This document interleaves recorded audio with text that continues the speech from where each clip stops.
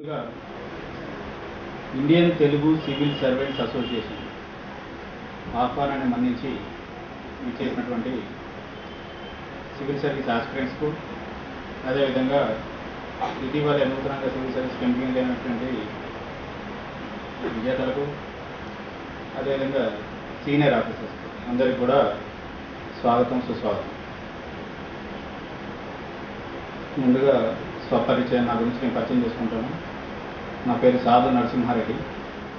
IRS 2006 batch customs and central ఎక్సైజ్లో deputy కమిషనర్గా పనిచేస్తున్నాను. Indian Telugu civil servants association ఏదో చెప్పుకుంటున్నామో దానికి one of the founder member. చాలామందికి ITCSA అంటే ఏమిటి, ఏం చేస్తూ ఉంటుంది, వీళ్ళు ఎందుకు ఈ సభ పెట్టాల్సి వచ్చిందనే విషయం తెలిసి ఉండకపోవచ్చు. వారి గురించి కొద్దిగా వివరించడానికి ప్రయత్నం చేస్తాను. సివిల్ సర్వీస్ సంబంధించి ఆంధ్రప్రదేశ్లో మామూలుగానే అవగాహన అనేది కేవలం పట్టణాలకు మాత్రమే పరిమితమైంది. గ్రామీణ ప్రాంతాల్లో కానీ ఇంకా మిగిలిన ప్రాంతాల్లో కానీ ఇది పెద్దగా అవగాహన లేదు దీని మీద. అది కూడా ఎగువ మధ్య తరగతి లేదా ఉన్నత వర్గాలకు మాత్రమే అందుబాటులో ఉండే సర్వీసులు ఇవి. కింది స్థాయి వాళ్ళు వీటికి పోటీ పడలేరు అని అనుకుంటున్న పరిస్థితి ఉన్నది. అటువంటి పరిస్థితుల్లోంచి 2006లో మేము ఈ సివిల్ సర్వీస్కి ఎంపికైన తర్వాత అనుకున్నది ఏంటంటే, ఇప్పటివరకు ఎంపికైన అభ్యర్థులందరూ కూడా ఒకసారి ఎంపికైన తర్వాత మళ్ళీ ఆ ప్రిపరేషన్ అయిన ఆస్పిరెంట్స్ కమ్యూనిటీ వద్దకు వచ్చి వీళ్ళు ఏ విధంగా అయితే దాన్ని దాటారో దాన్ని దాటించడానికి ఏం చేయాలో చెప్పే పరిస్థితి లేని కాలం అది. సో అటువంటి సందర్భంలో మనం ఏమనుకున్నాం అంటే, మనం సక్సెస్ అవ్వడమే కాదు, అంటే ఏరు దాటిన తర్వాత తెప్ప గురించి మర్చిపోవడం కాదు, ఆ తెప్పను వెనక్కి పంపించి మనటువంటి వాళ్ళు ఇంకొంతమందిని మనం ఏరు దాటించడానికి ప్రయత్నం చేద్దాం. సివిల్ సర్వీస్లోకి మరికొంతమందిని మనం గైడ్ చేద్దాం. మనం ఎదుర్కొన్నటువంటి ఎటువంటి ఇబ్బంది కూడా ఇంకొకరు ఎదుర్కోకుండా చూద్దామనే ఉద్దేశంతో ఈ Indian Telugu civil servants association కానీ ఏర్పాటు చేయడం జరిగింది. 2006లో నవంబర్ 9లో కేవలం 8 మంది సభ్యులతో దీన్ని ఏర్పాటు చేయడం జరిగింది. ఒక ఇన్ఫార్మల్ గ్రూప్. ఇదేం అసోసియేషన్ అనగానే మీరు దానికి మాట్లాడి థ్యాంక్ యూ. ఒక ఇన్ఫార్మల్ గ్రూప్, ఎటువంటి భేషజాలు లేకుండా, ఎటువంటి ఇగోస్ లేకుండా, సీనియర్ సభ్యులు జూనియర్ సభ్యుల సంబంధం లేకుండా అందరం కూడా ఒక కాజ్ కోసం పనిచేద్దామనే ఉద్దేశంతో దీన్ని ఏర్పాటు చేయడం జరిగింది. ఇది భారతదేశంలోనే మొట్టమొదటిసారిగా చేసినట్టు ప్రయత్నం. అప్పటి వరకు కూడా ఇప్పటి వరకు కూడా దేశంలో ప్రతి association, IAS association, IPS association, IRS association, ప్రతి ఒక్కరికి ఒక అసోసియేషన్ ఉంది. ప్రతి రాష్ట్రంలో వాళ్ళ అసోసియేషన్ బ్రాంచ్లు ఉన్నాయి. ఆ అసోసియేషన్ ఏం చేస్తారంటే ఎంతసేపటికి కూడా వాళ్ళ అసోసియేషన్ మెంబర్స్ యొక్క ఉద్దేశాలని పరిరక్షించడం కోసం మాత్రమే ప్రయత్నం చేస్తూ ఉంటారు. కానీ ఈ ITCSA ఏదైతే చెప్తున్నామో ఇదేంటంటే, ఎటువంటి పర్సనల్ విషయాల గురించి కానీ లేదా ఎటువంటి అసోసియేషన్ సంబంధించిన విషయాల గురించి కానీ రిప్రజెంట్ చేయరు. ఒక ఇన్ఫార్మల్ అసోసియేషన్గా ఉంటూ మనం ప్రిపేర్ అయ్యి వచ్చినటువంటి ఎటువంటి కమ్యూనిటీ ఉందో ఆస్పిరెంట్స్ కమ్యూనిటీ వాళ్ళకి మార్గదర్శకం చేయడం, అదేవిధంగా అఫీషియల్ కెపాసిటీలో మనం ఎన్నో కార్యక్రమాలు చేస్తూ ఉండవచ్చు. కానీ పర్సనల్ లెవెల్లో మనకంటూ ఏదైనా సొసైటీకి కంట్రిబ్యూట్ చేద్దామనే ఉద్దేశంతో ఇప్పటివరకు 100కు పైగా రాష్ట్రంలో అనేక ప్రాంతాల్లో మనం అవేర్నెస్ సెషన్స్ ఏర్పాటు చేయడం జరిగింది. బ్లడ్ డొనేషన్ క్యాంప్స్ ఏర్పాటు చేయడం జరిగింది. ఫ్రీ మెడికల్ క్యాంప్స్ ఏర్పాటు చేయడం జరిగింది. గ్రామీణ ప్రాంతాల్లో ఉదాహరణకు తీసుకుంటే ఖమ్మం, భద్రాచలం లాంటి మారుమూల ప్రాంతాల్లో కూడా అక్కడ ట్రైబల్ కాలేజీలు, గవర్నమెంట్ కాలేజీలు విజిట్ చేయడం జరిగింది. పిల్లలకు ఉచితంగా జననానికి బుక్స్ పంపిణీ చేయడం జరిగింది. అదేవిధంగా ఎవరైనా పిల్లలు కనుక వచ్చి మేము చదువుకోవడానికి బాగా ఇబ్బందిగా ఉంది, మాకు ఏదైనా సహాయం చేయండి అంటే అటువంటి వారికి సహాయాన్ని కూడా ఎక్స్టెండ్ చేయడం జరిగింది. సో ఇవన్నీ కూడా మన ITCSA గురించి ఒక పరిచయం. సో దీనివల్ల మేము ఏమనుకున్నామంటే, పొద్దున్న లేస్తే మనం న్యూస్ పేపర్లు చూస్తూ ఉంటుంటాం, నెగిటివ్ న్యూస్ వస్తూ ఉంటుంది. ఆఫీసర్ అలా చేసినట, వీళ్ళని అలా చేశారట, వాళ్ళు ఇలా చేశారని. న్యూస్ పేపర్లో కానీ ఇంకొక దాంట్లో కానీ పాజిటివ్ ఒపీనియన్ అనేది పోయింది. రాజకీయ వ్యవస్థ మీద పాజిటివ్ ఒపీనియన్ పోయింది, మనకి అధికారుల మీద పాజిటివ్ ఒపీనియన్ పోయింది. అదేవిధంగా న్యాయ వ్యవస్థ కూడా ఎప్పుడు న్యాయం జరుగుతుందో తెలియని పరిస్థితి. అంటే భవిష్యత్ అంతా చీకటే, దేశం నాశనం అయిపోయే పరిస్థితిలో ఉంది, ఇక్కడ ఏది మంచి జరగట్లేదు, అన్ని చోట్ల అంత పరిస్థితి అంతా కూడా నెగిటివ్గానే ఉందనే ఊహలు లేదా ఆలోచనలు మనకు ఈ వార్త ద్వారా కానీ మీడియా ద్వారా కానీ రోజు రోజుకి వస్తున్న పరిస్థితి. ఉదాహరణకు లాస్ట్ టైం మనకు ఇజ్రాయెల్ ప్రెసిడెంట్ వచ్చారు ఇక్కడికి. ఇజ్రాయెల్ అంటే మీకు ఐడియా ఉండి ఉంటుంది. పొద్దున్న లేస్తే పాలస్తీనా తీవ్రవాదుల నుంచి వెళ్ళి ముప్పు ఎదుర్కొంటూ ఉంటారు. మనకి బాంబ్ బ్లాస్ట్ ఎప్పుడో నెలకు ఒకసారి బాంబ్ బ్లాస్ట్ జరిగితేనే మనం పెద్ద విషయం మనకి. వాళ్ళకి రోజుకు 10 జరుగుతాయి అటువంటివి. ఏ రోజు ఎవరు ఆత్మాహుతి దాడి జరుగుతుందో కూడా జరిగిన పరిస్థితి. కానీ మీరు కనుక వాళ్ళ న్యూస్ పేపర్ చూస్తే ఫస్ట్ 4-5 పేజీలలో ఎక్కడ కూడా కనీసం దీని గురించి ఒక్క వార్త కూడా ఉండదు. వాళ్ళ ప్రధాని అదే చెప్పారు, ఏంటబ్బా పొద్దున్న లేసి చూస్తే మీ పేపర్ నిండా వాడు కరప్షన్, లేకపోతే వీడు చనిపోయాడు, వాడది మొత్తం నెగిటివ్ న్యూస్ ఉంది, పాజిటివ్ న్యూస్ లేదు. మా దగ్గర ఇంతకన్నా పెద్దవి జరుగుతాయి. కానీ ప్రజలు పొద్దున్న లేవగానే ఫ్రెష్ మనసుతోటి, ఫ్రెష్ మైండ్ తోటి వాళ్ళ పేపర్ చూస్తే వాళ్ళకి పాజిటివ్ ఒపీనియన్ రావాలి. మనం భవిష్యత్తు అంధకారం కాదు, భవిష్యత్తు చాలా ఉజ్వలంగా ఉందనే ఒపీనియన్ వాళ్ళకి రావాలనే ఉద్దేశంతో మేము మా న్యూస్ పేపర్లు అన్నింటిలో కూడా పాజిటివ్ ఒపీనియన్ ఉంటుంది. ఎవరైనా చనిపోయినా కానీ ఎక్కడో 4వ పేజీలో 5వ పేజీలు ఇస్తాము. ఇంత ఎడారిలో ఎవరైనా మొక్కలు పండించారనుకోండి, లేదా నీరు కనుక బయటికి తీశారనుకోండి, లేదా సోలార్ విద్యుత్తో ఏదైనా చేశారనుకోండి, అటువంటి వాడికి ఎక్కువ ఇంపార్టెన్స్ ఇస్తాం. సో మిగిలిన వాళ్ళందరూ కూడా దాన్ని ఫాలో అవ్వడానికి అవకాశం ఉంటుంది అని చెప్పేసి ఆయన ఒపీనియన్ వ్యక్తం చేయడం అనేది జరిగింది.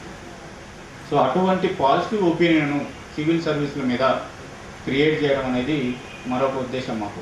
ఓకే, సో ఈరోజు ఈ సభ ఏర్పాటు చేయడానికి ఇంకొక ముఖ్య ఉద్దేశం, ఇందాక చెప్పాం మనం గైడ్ చేయాలి సివిల్ సర్వీస్ సంబంధించిన, అంటే అంత అవసరం ఏముందని. ఉదాహరణకి దాంట్లో ఒక చిన్న ఎగ్జాంపుల్తో చెప్పడానికి ప్రయత్నం చేస్తాం. మన మిత్రుడు ఎవరో విజయవాడలో ఉన్నారనుకోండి, ఆయన ఇక్కడున్న సభకు హాజరు కావాలి. హైదరాబాద్లో ఇప్పుడు జరుగుతున్న సభకు హాజరు కావాలి. ఏం చేయాలి ఆయన? ఏ రోజు సభ జరుగుతూ ఉంది, ఎక్కడ సభ జరుగుతూ ఉంది, ఏ టైంకి జరుగుతూ ఉంది, ముందు వివరాలు తెలుసుకోవాలి. అక్కడికి పోవడానికి లోకల్కి వచ్చిన తర్వాత ఏ బస్సు ఎక్కాలి, ఏ బస్సు ఎక్కి ఏ టైంకి చేస్తామో తెలుసుకోవాలి. విజయవాడ నుంచి బయలుదేరడానికి బస్సు ఉందా, ట్రైన్ ఉందో తెలుసుకోవాలి. బస్సు, ట్రైన్ ఉంటే టికెట్లు అవైలబుల్ ఉన్నాయా లేదో తెలుసుకోవాలి. అక్కడ ఎన్ని రోజులు ఉండాల్సి వస్తుందో చూసుకోవాలి. ఉండాలంటే ఇక్కడ హోటల్ రూమ్ ఏమైనా ఉందా లేదో చూసుకోవాలి. తన దగ్గర డబ్బులు అంత ఉన్నాయా లేవో చూసుకోవాలి. చూసుకున్నాక దాన్ని బయలుదేరి రావాలి. అంటే ఒక చిన్న మీటింగ్ అటెండ్ కావడానికే మనం ఇంత ప్లానింగ్ చేసుకోవాల్సి వస్తుంది. మరి మనకు ఒక 30-40 సంవత్సరాల పాటు మనల్ని, మన తర్వాత జనరేషన్ని కూడా ఒక హయ్యర్ క్లాస్లోకి తీసుకెళ్ళి సివిల్ సర్వీస్ ఎగ్జామినేషన్కి మనం సాధించాలంటే ఎంత ప్రిపరేషన్ కావాల్సి ఉంటుంది, ఎంత మనం దానికి కృషి చేయాల్సి ఉంటుంది అనేది మీరు ఆలోచించుకోండి ఒకసారి. సో ఆ విధంగా మిమ్మల్ని అందరినీ కూడా ఆ డైరెక్షన్లో ప్రాపర్గా కృషి చేయడం కోసం, ప్రాపర్గా ఒక మార్గదర్శకం చేయడం కోసం ఈ సభను ఏర్పాటు చేయడం జరిగింది. మిగిలిన సభల్లో కాకుండా మనం ఏం చేసామంటే, స్పీకర్ ఎవరు, ఆ స్పీకర్ ఏ టాపిక్స్ మాట్లాడతారో కూడా ముందుగా దీన్ని చేయడం జరిగింది. స్పీకర్లు వాళ్ళు ఏం టాపిక్స్ మాట్లాడతారో ఒకసారి మీకు నేను అజెండా వివరిస్తాను. ప్రొఫెసర్ కేఎస్ చలం గారు ఉన్నారు, యూపీఎస్సీ నుంచి రిటైర్డ్ మెంబర్. ఈయన యూపీఎస్సీ కొత్త విధానంలో ఆస్పిరెంట్స్ నుంచి ఏం ఎక్స్పెక్ట్ చేస్తుంది, న్యూ ప్యాటర్న్లో ఏం ఎక్స్పెక్ట్ చేస్తున్నాం, ఎందుకని ప్యాటర్న్ చేంజ్ చేయాల్సి వచ్చింది అనేది ఒకటి మాట్లాడతారు. అదేవిధంగా ఆంధ్రప్రదేశ్ సంబంధించిన విద్యార్థులు సాధారణంగా పర్సనాలిటీ టెస్ట్ విషయానికి వచ్చేసరికి కొంత ఎక్కువ స్కోర్ చేయలేకపోతూ ఉంటారు. ఎందుకని మనం ఎక్కడ ల్యాక్యూనా ఉంది మనకు అనేది కూడా అనేక మంది ఇంటర్వ్యూ చేసిన ఎక్స్పీరియన్స్ కూడా ఆయన మనకు వివరించడం జరుగుతుంది. తర్వాతకి ఆర్ఎస్ ప్రవీణ్ కుమార్ గారు, IPS secretary for AP residential స్కూల్కి సంబంధించి ఉన్నారు. ఆయన తను ఇన్స్పిరేషన్ సంబంధించి, అసలు సర్వీస్ సంబంధించి ఆయన మనకు ఒక ఇన్స్పిరేషన్ స్పీచ్ ఇస్తారు. తర్వాతకి శశాంక్ గారు ఉన్నారు, 2013లో ఆల్ ఇండియా 16th ర్యాంక్ వచ్చింది.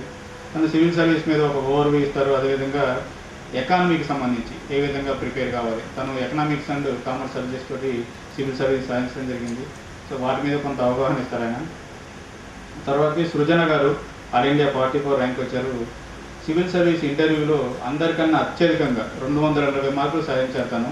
వారు ఇంటర్వ్యూని ఎలా ఫేస్ చేయాలి యూపీఎస్సీలో అనే దాని మీద మనకు ఒక అవగాహన ఇస్తారు. తర్వాత కీర్తి గారు ఆల్ ఇండియా 89th ర్యాంక్.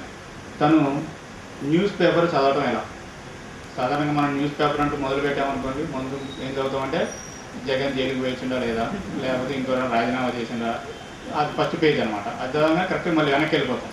వెనక్కి వెళ్ళిపోయి ఐపీఎల్లో ఫిక్సింగ్ ఏం జరిగింది, ఎవరికి ఎన్ని పాయింట్స్ వచ్చినాయి, లేకుంటే ఏ మ్యాచ్ ఎప్పుడు ఉంది, ఇదంతా అయ్యేసరికి సగం ఎనర్జీ అయిపోతుంది. దాదాపు అప్పటికి 1 గంట అయిపోతుంది. మనం బాగా చదువుతాం కదా మన పేపర్ బాగా చదివేసరికి అయిపోతున్నాం. ఆ తర్వాత మధ్యలో ఎడిటోరియల్ చేస్తాం. ఏదో పని పాట లేకుండా రాస్తూ ఉంటారు వీళ్ళని, ఒకసారి దాన్ని అట్లా చూసి టాపిక్ వరకు చూసి ఆ పక్కన పడేస్తాం. బాగా చదివా ఈరోజు 2 గంటలు చదివాం సివిల్ సర్వీస్కి. లేకుంటే హైదరాబాద్ ఎడిషన్ తీస్తాం అన్నమాట. క్రైమ్స్ ఏం జరిగినాయి, నల్లాలు పొంగి పొల్లుతున్నాయి, ఆ ట్రాఫిక్ జామ్ ఎక్కడైంది, ఇవన్నీ చదువుతాం అన్నమాట. సో ఇవి కాదు చదవాల్సింది. అంటే మనకి ఏది అవసరమో అది తీసుకోవాలి అంతే. ఏ విధంగా న్యూస్ పేపర్లోంచి మనకు అవసరమైన మెటీరియల్ని తీసుకోవాలి అనేది తను ఎక్స్ప్లెయిన్ చేస్తారు. తర్వాతకి తగిలి షాన్మోహన్ గారు ఆల్ ఇండియా 132 ర్యాంక్ వచ్చారు. కోచింగ్ సంబంధించి మనకు రకరకాల డౌట్స్ ఉంటాయి. అసలు కోచింగ్ అవసరమా కాదా, కోచింగ్ ఎక్కడ బాగుంటుంది, ఆ కోచింగ్లో ఏం తీసుకోవాలి ఏం తీసుకోకూడదు, అక్కడ వాళ్ళు చెప్పినవన్నీ కూడా మనం బ్లైండ్గా ఫాలో కావచ్చా, ఇటువంటి వాటికి సంబంధించి relevance of coaching in civil service exam వాటి మీద.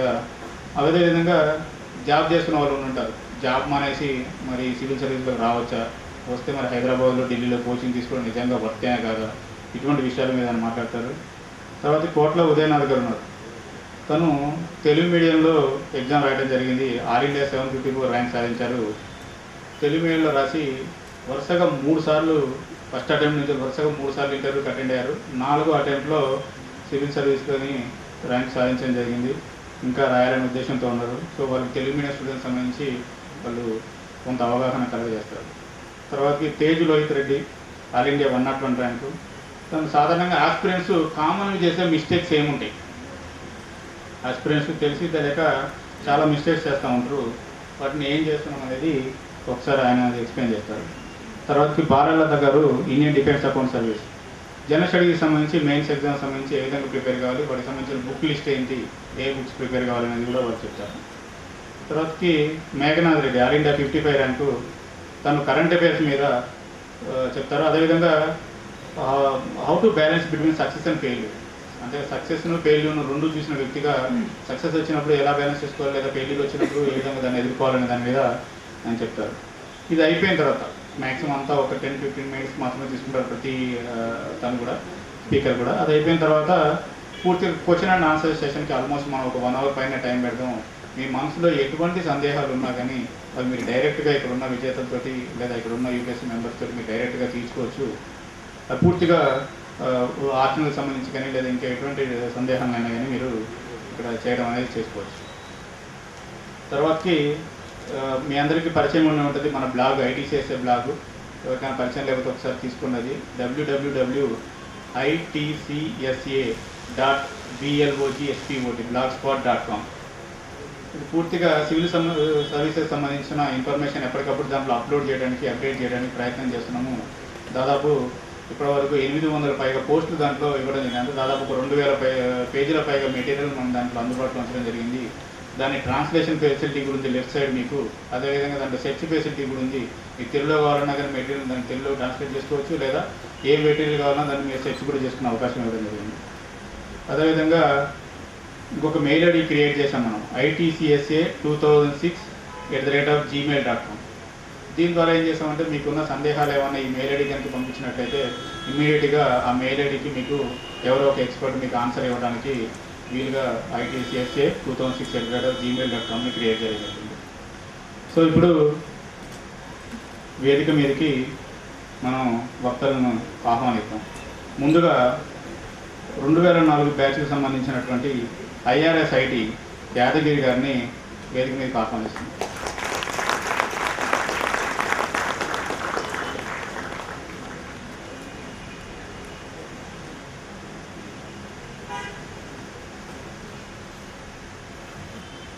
తర్వాతకి సృజన గారు all India 44th rank. Meghnath Reddy all India 55th rank.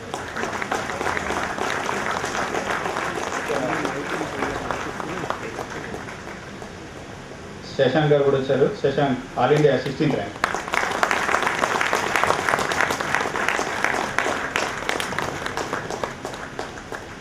తర్వాతకి సాగిలి శ్యామ్ మోహన్ గారు ఆల్ ఇండియా 132 ర్యాంక్.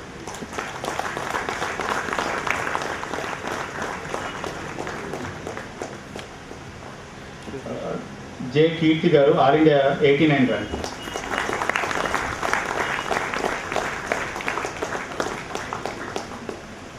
కోట్ల ఉదయనాథ్ గారు all India 754 rank.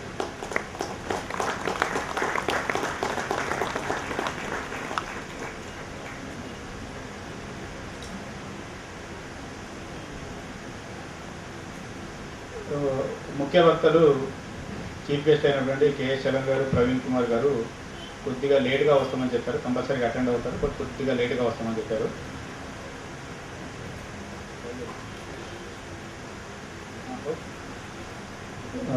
Praveen Kumar sir కూడా కన్ఫర్మ్ చేశారట వస్తున్నామని చెప్పేసి వస్తున్నారు. ముందుగా సృజన గారిని పర్సనాలిటీ టెస్ట్ మీద అవుట్ టు స్కోర్ వెళ్ళి యూపీఎస్సీ పర్సనాలిటీ టెస్ట్ మీద మాట్లాడవలసిందిగా కోరుతున్నాను.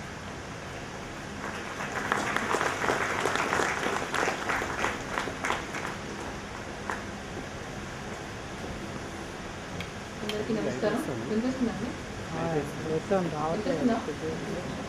గుడ్ ఈవినింగ్, నమస్కారం. పర్సనాలిటీ టెస్ట్ అంటే మనం సివిల్ సర్వీసెస్ ప్రక్రియలో వెనక నుంచి ముందుకు వచ్చేటట్టు ఉన్నాం. పర్సనాలిటీ టెస్ట్ నుంచి ముందు చెప్పమంటున్నారు. సో పర్సనాలిటీ టెస్ట్ కంటే ముందు అసలు సివిల్ సర్వీసెస్లోకి రావడానికి కారణం ఏంటి అనే ప్రశ్న నుంచి మొదలు పెడతాం. కారణం ఏంటి? వ్యవస్థని నమ్మి వస్తున్నారా, లేక మన వ్యక్తిగతమైన ఏదైనా అజెండా పూర్తి చేసుకోవడం కోసం వస్తున్నారా, లేదు ఈ మధ్య ఇంజనీరింగ్లు అవన్నీ తగ్గిపోయాయి, ఇప్పుడు CA and civil services in thing ట్రెండ్లో ఉన్నాయి కాబట్టి వస్తున్నారా, ఏ కారణంగా సివిల్ సర్వీసెస్ కోసం వస్తున్నారు అనే ప్రశ్నని మనల్ని మనం వేసుకోవాలి.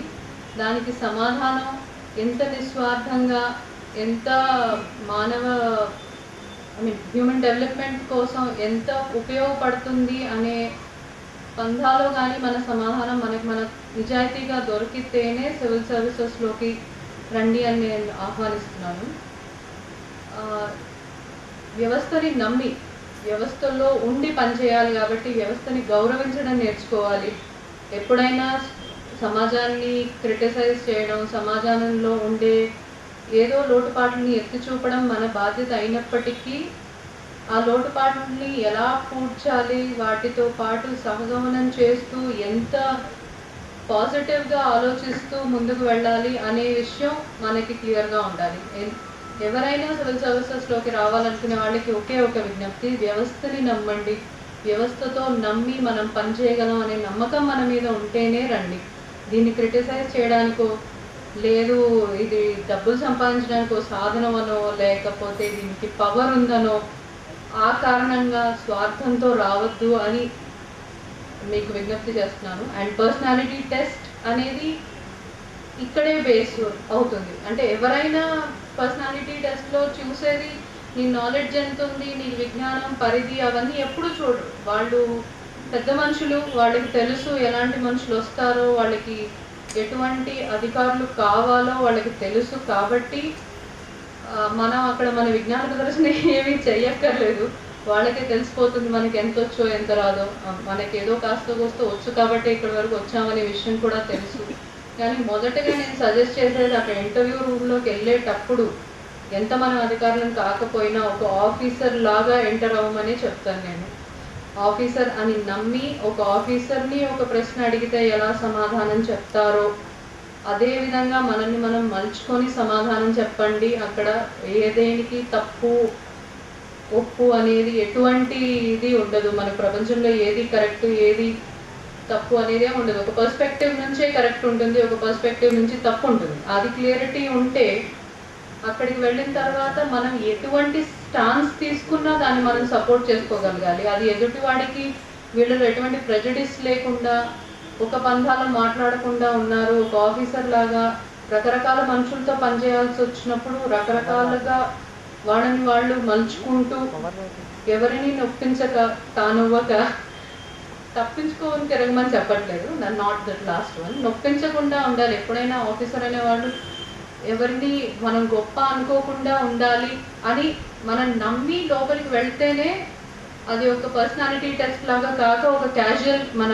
స్నేహితులతోనో దగ్గర వాళ్ళతోనో మాట్లాడుకున్నంత సన్నిహితంగా మాట్లాడగలిగితే అది బాగుంటుంది. నా ఇంటర్వ్యూ నాకు ఎందుకు అన్ని మార్కులు వేశారో అగర్వాల్ గారు తెలియదు, కానీ నేను మాత్రం అలాగే అనుకొని వెళ్ళాను.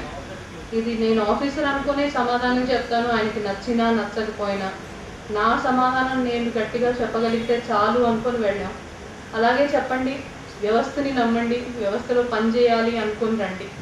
మనం చిన్న చిన్న ఇబ్బందులకే సాధారణంగా ఆత్మ